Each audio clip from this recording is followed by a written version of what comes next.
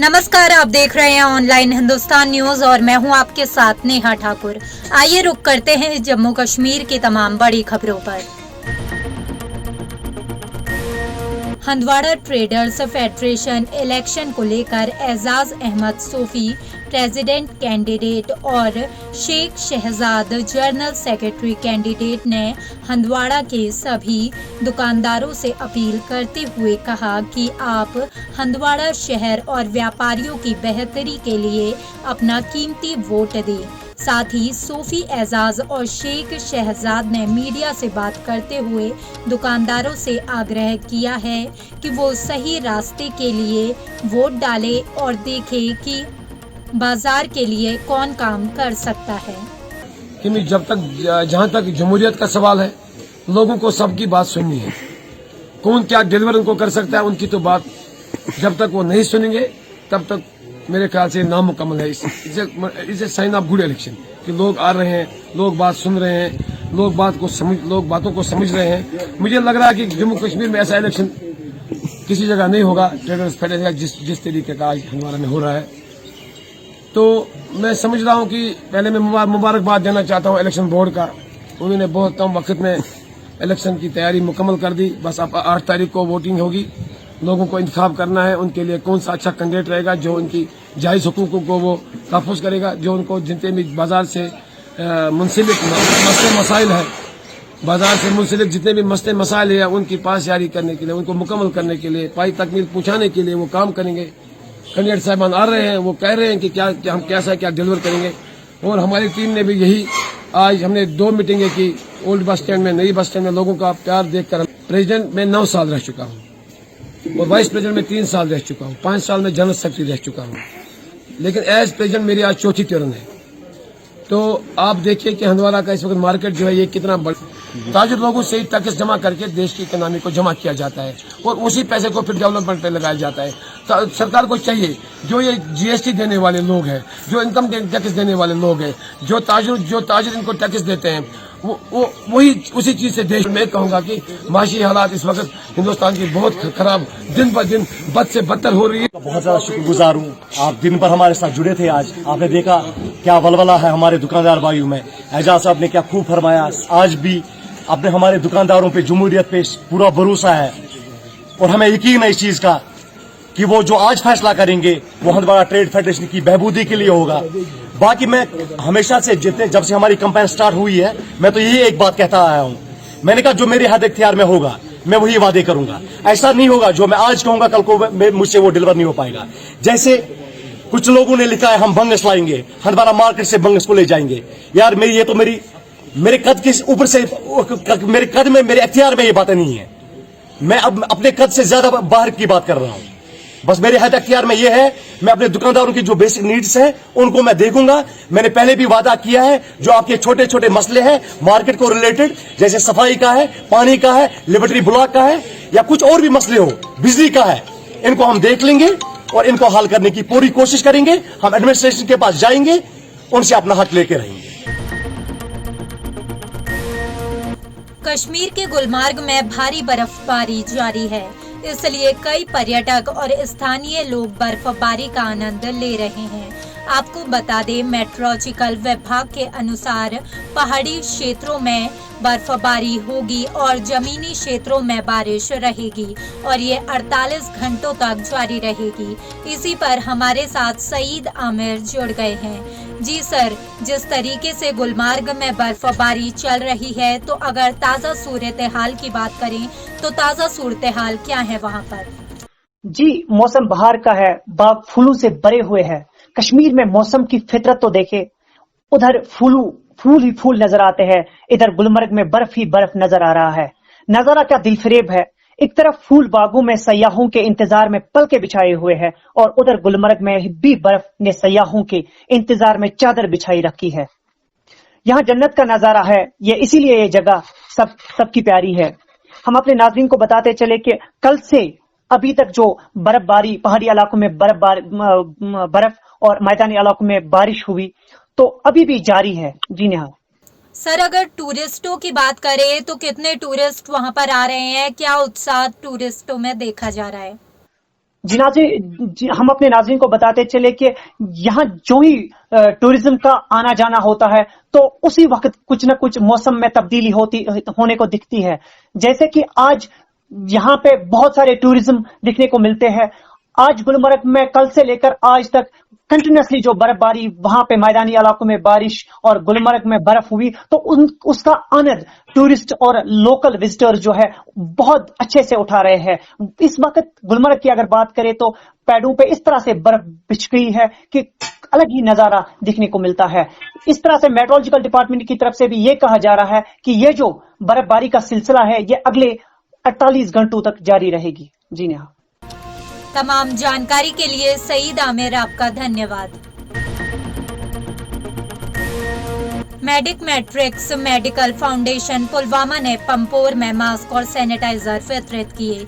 आपको बता दें, गमगीन मजीद और आशिक अहमद मलिक की देखरेख में मेडी मैट्रिक्स मेडिकल फाउंडेशन की टीम ने पुलवामा में दूसरे दिन भी पंपोर पहुंचकर लोगों के बीच मास्क और सैनिटाइजर वितरित किए। आज हमने एमएमएफ पुलवामा की तरफ से सब डिस्ट्रिक्ट अस्पताल पंपोरा में एक प्रोग्राम मुनक्कद किया है जो वबाई बीमारी के लिए हमने किया है कि इस वबाई बीमारी से निजात मिले। इसमें पंपोरा अस्पताल में हमने मास्कें, सैनिटाइज और दीगर चीज़ लोगों में बांटे ताकि इस वबाई बीमारी से निजात मिले। हम लोगों से अपील करते हैं कि डिस्टेंस रखें, आपस में मास्कें लगाएं और लोगों से एक दूसरे से दूरी रखें। हंदवाड़ा ट्रेडर्स फेडरेशन इलेक्शन को लेकर माहौल गर्मा गया है। सभी चुनाव प्रचार में लगे हुए हैं। इसी पर हमारे साथ Mushtaq Ahmad Tatari, general secretary candidate, जुड़ गए हैं। आपका स्वागत है ऑनलाइन हिंदुस्तान न्यूज में। हमारा पहला सवाल है आपसे ये है कि आपका स्लोगन है वोट फॉर चेंज, क्या बदलाव लाना चाहते हैं आप? Actually ma'am, traders federation Handwara जो है ये एक एनजीओ है। इससे हम दुकानदार जो ट्रेडर्स होते हैं, शॉपकीपर्स होते हैं, उनकी मदद कर सकते हैं क्योंकि कोविड-19 में बहुत हालात खराब हुए यहाँ। फिर आर्टिकल 370 के बाद यहाँ काफी देर दुकानें बंद रही, लेकिन ट्रेडर्स फेडरेशन हंदवाड़ा दुकानदारों की कोई भी मदद नहीं कर पाई। मैं इससे पहले केमिस्ट एंड ड्रग्स एसोसिएशन का प्रेसिडेंट रहा हूँ 3 साल के लिए।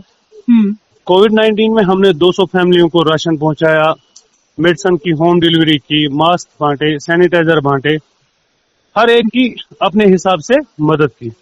जो भी हमारे मेडिकल शॉप वाले पॉजिटिव आए उनको हमने 1 महीने का राशन एसोसिएशन की तरफ से फ्री दिया। जी। यही प्रोग्राम मैं पूरे मार्केट के लिए आगे लाना चाहता हूँ, इसलिए मैं कंटेस्ट कर रहा हूँ। ये वोट फॉर चेंज इसीलिए हमारा स्लोगन है। आपका मुकाबला बहुत बड़े नाम के साथ है, क्या लग रहा है आपको, क्या आप जीत पाएंगे? इंशाल्लाह, जो हक पे होते हैं वो हमेशा जीतते हैं। तो आती है कांग्रेस गवर्नमेंट ने 70 साल हुकूमत की, फिर मोदी सरकार आई। चेंज तो करना पड़ता है मैम, चेंज के लिए लड़ना पड़ता है, अपने हक के लिए लड़ना है, इसलिए आवाज बननी है दूसरों की। आप अगर बिजनेसमैन हो तो आप क्यों ट्रेडर्स फेडरेशन इलेक्शन में हिस्सा ले रहे हो, क्या रीजन है? एक ट्रेडर्स फेडरेशन का मेंबर होना ये पहले ही सवाल खड़ा करता है क्योंकि ये गवर्नमेंट जॉब नहीं होता है। जी।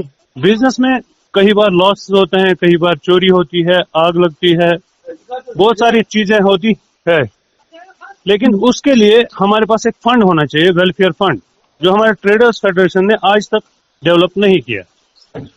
मेरा मकसद है वो ट्रेडर्स वेलफेयर फंड खड़ा करना, हर उस दुकानदार की मदद करना जिसकी जरूरत हो।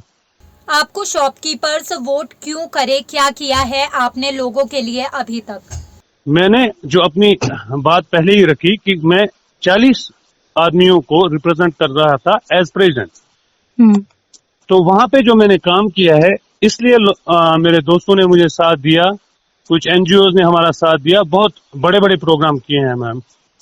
लेकिन जो ये फेडरेशन है इसमें हर एक दुकानदार हमेशा कंट्रीब्यूट करता है, लेकिन वो पैसा उनको वापस उनकी मदद करने के लिए नहीं अवेलेबल होता है।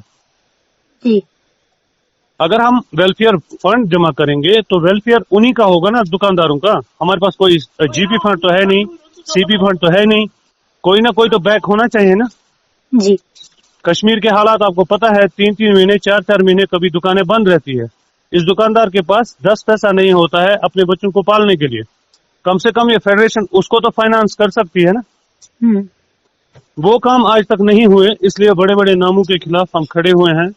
इंशाल्लाह हमारी ये यकीन है हमारा कि हम जीत जाएंगे इंशाल्लाह। अगर हम पिछले 5 साल की बात करें तो 5 साल से आपके साथी इस फेडरेशन का हिस्सा रहे हैं, मगर कोई डेवलपमेंट देखने को नहीं मिला है। इसकी क्या वजह है?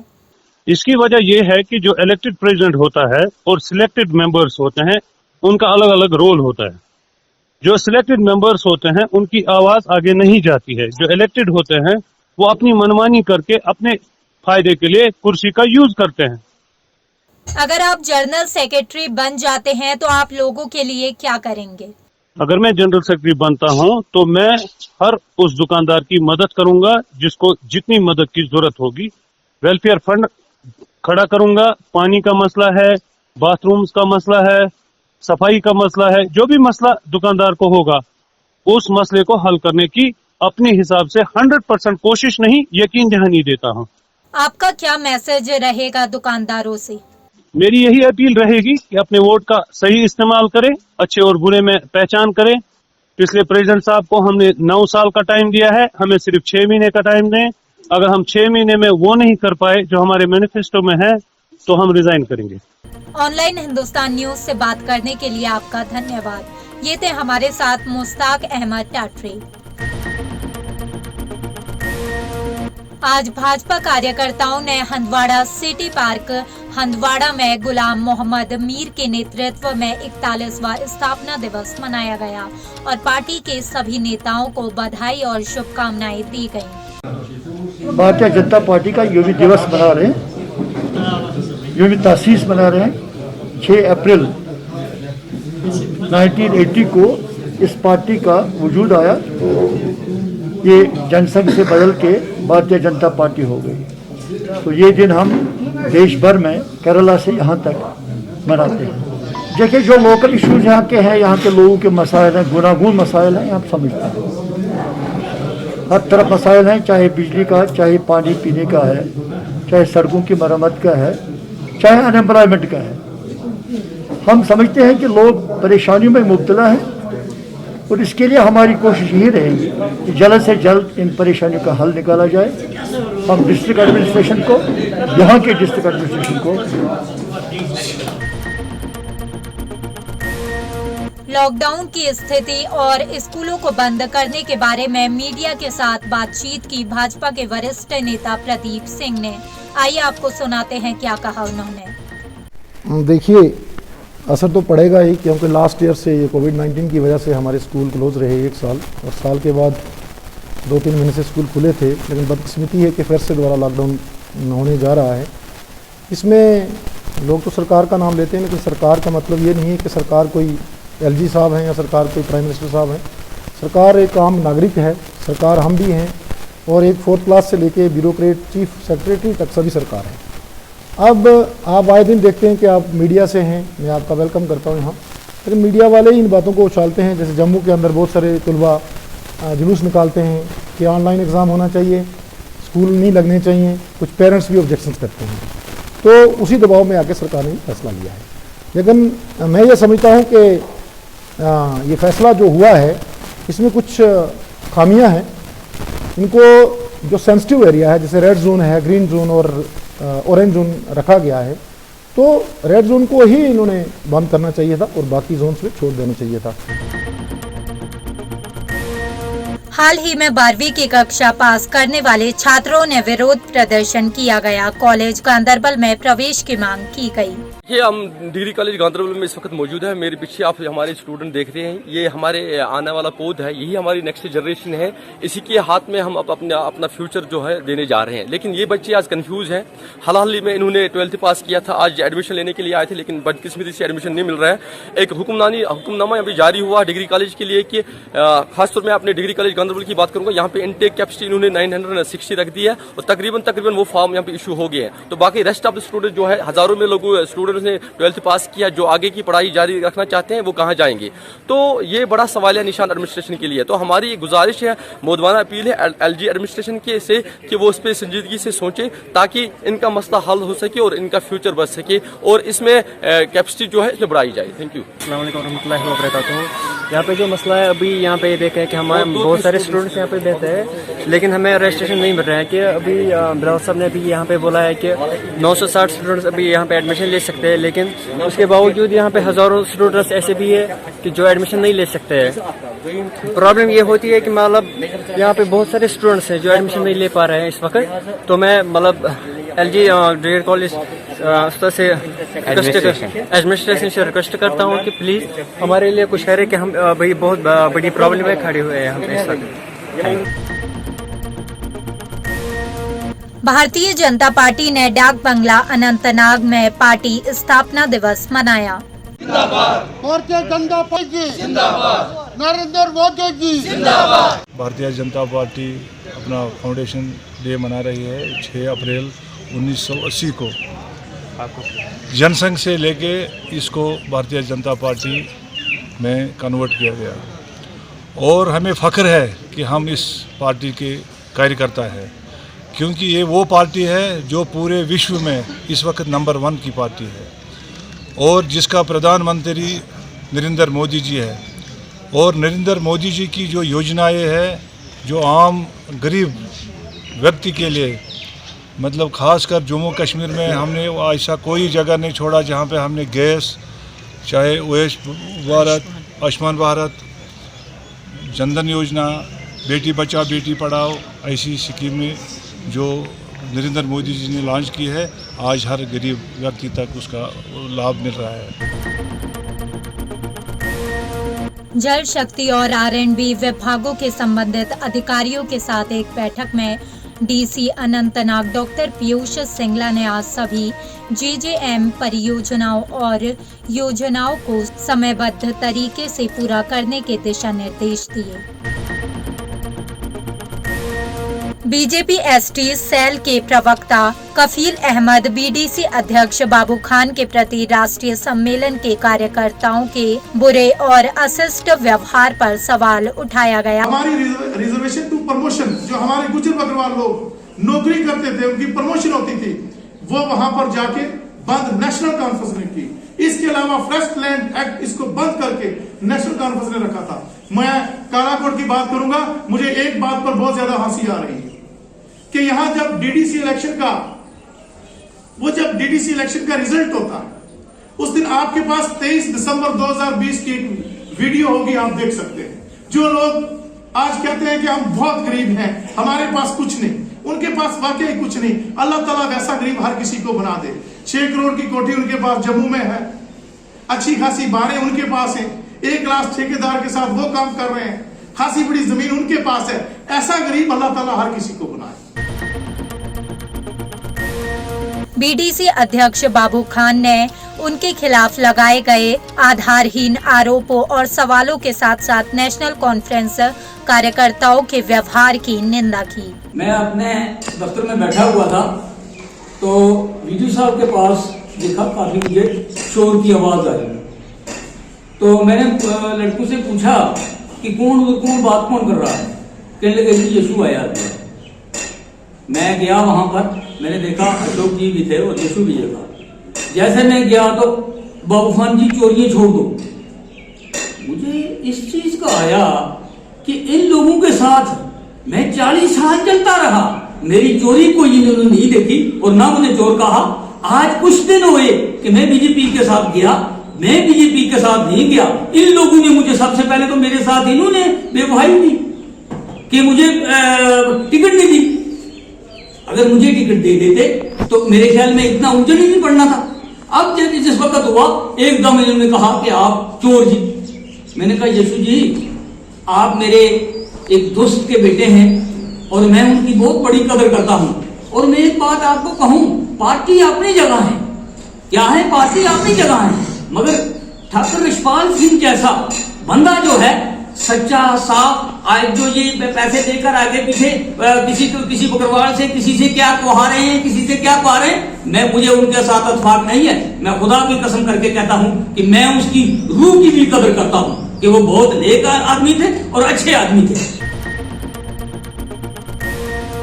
घाटी के साथ पुलवामा जिले के युवा लड़के और लड़कियां जिला, राज्य और राष्ट्रीय स्तर पर विभिन्न खेल गतिविधियों में भाग ले रहे हैं। पुलवामा जिले के नेहमा काकापुरा क्षेत्र की शरिया मंजूर ने विभिन्न खेल गतिविधियों में भाग लिया है और इन खेल गतिविधियों में उत्कृष्ट प्रदर्शन किया है। मंजूर ने कहा, मैं बॉक्सिंग के खेल में भाग लेना चाहती थी।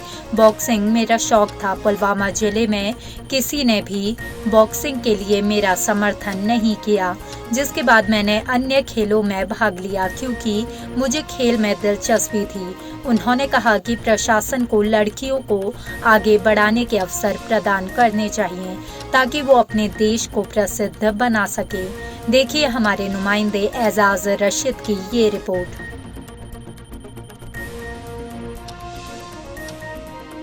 तो मैं ये बोलना चाहती हूँ कि मैंने बहुत सारी गेम्स खेली है नेशनल फेडरेशन लेवल पे, लेकिन जिस गेम में मेरा पैशन था, जिसको मैं प्रोफेशनली लेना चाहती थी, वो बॉक्सिंग है। तो अपने डिस्ट्रिक्ट में मतलब पहले से मुझे साथ नहीं मिला बॉक्सिंग के लिए, तो फिर मैं क्या करती थी, क्योंकि मैं गेम छोड़ नहीं सकती थी, क्योंकि गेम्स मेरे लिए बहुत इंपॉर्टेंट है, बहुत वैल्यू रखती है। तो क्या करना पड़ा कि कभी उस गेम में जाना पड़ा, कभी इस गेम में, लेकिन गेम्स छोड़ी नहीं। लेकिन फिर अब मतलब कोई परमिशन नहीं देता था, मतलब तब मैं 10th स्टैंडर्ड में थी, मतलब 12th स्टैंडर्ड में थी, तब SGFI होते हैं, स्कूल गेम्स होती है। लेकिन अभी मैं कॉलेज में आई तो अब SGFI में खेल नहीं सकती है, तो 3 साल ज़ाया हो गए मेरे, मतलब ऐसे मैं बोल सकती हूँ कि मुझे अपनी गेम खेलने नहीं दिए। तो मैं यही कहना चाहती हूँ कि हमारे डिस्ट्रिक्ट में बॉक्सिंग गेम आए, एफिलिएशन कोई ले, मतलब हमें अच्छे से कोच यहाँ पे मतलब दिए जाए। मैं कोई गुजारिश करना चाहती हूँ कि हम लोगों के लिए सारी फैसिलिटीज़ वो फराहम करें ताकि हम भी आगे जाके अपना नाम कमा सकें। फिलहाल हमारे आज के इस बुलेटिन में इतना ही। तमाम छोटी बड़ी खबरों के लिए सब्सक्राइब कीजिए ऑनलाइन हिंदुस्तान न्यूज, और अगर आप ये वीडियो फेसबुक पर देख रहे हैं तो हमारे फेसबुक पेज को लाइक और फॉलो करना ना भूलें। नमस्कार।